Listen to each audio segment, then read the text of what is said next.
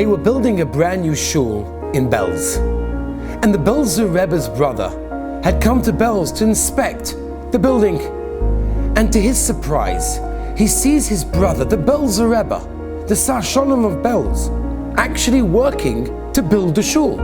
He's standing there like one of the workers, passing them bricks, mixing the cement. And he says, "My dear brother, you are the Belzer Rebbe. You can't do this. You can't just act like one of the workers, you're the Rebbe." And the Rebbe told him and revealed to him the reason for his actions.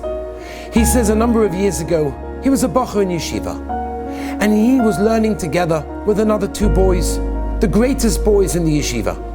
And it was revealed to them that if they would learn for 1,000 consecutive nights, not sleeping during the night, Eliyahu Hanavi would come and would learn with them. And they were so excited that they decided they're going to take it upon themselves. And there they are, night after night, sitting in the Beis Medrash, trying to get the sleep off their eyes and continue learning. After 500 nights, one of the boys said, "I give up, it's just too much, I just can't do this." After the 800th night, the second boy gave up, and the Belzer Rebbe was left by himself in the Beis Medrash.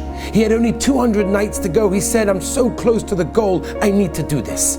And for the next 200 nights, he toiled night after night, learning through the night. When it came to the 1,000th night, can you imagine? There was a huge storm. And that storm shattered the windows, the glass of those windows of the Beis Medrash open. He was petrified. It extinguished the candle in the Beis Medrash. He was no longer able to learn. And he was sitting alone in a scary, dark Beis Medrash. He didn't know what to do, so he managed to find his way to the Aron HaKodesh. And he caught hold of the Aron HaKodesh and he started davening to the Rabbeinu Shalom, "Help me, help me." And he turned around and he was greeted with the sight of an elderly man. It was Eliyahu Hanavi. And Eliyahu Hanavi had come to learn with him. And they sat the entire night learning Torah. And he told his brother, "Do you know what the very last halacha that we learned together, me and Eliyahu Hanavi? It was the halacha of building a Beis HaKnesses, building a shul, and he showed me how to do it. Do you think that now I have the opportunity, I'm not going to be able to be a part of building the Beis HaMedrash, building the shul?" This week's Parshas Pekudei, Moshe Rabbeinu builds the very first Beis HaMedrash, the very first shul in Klal Yisrael. Vayakam Moshe es HaMishkan. We know, as the Gemara tells us, that every one of our shuls is a mikdash ma'at, is a mini Beis HaMikdash. The question is, do we treat it with that kedusha?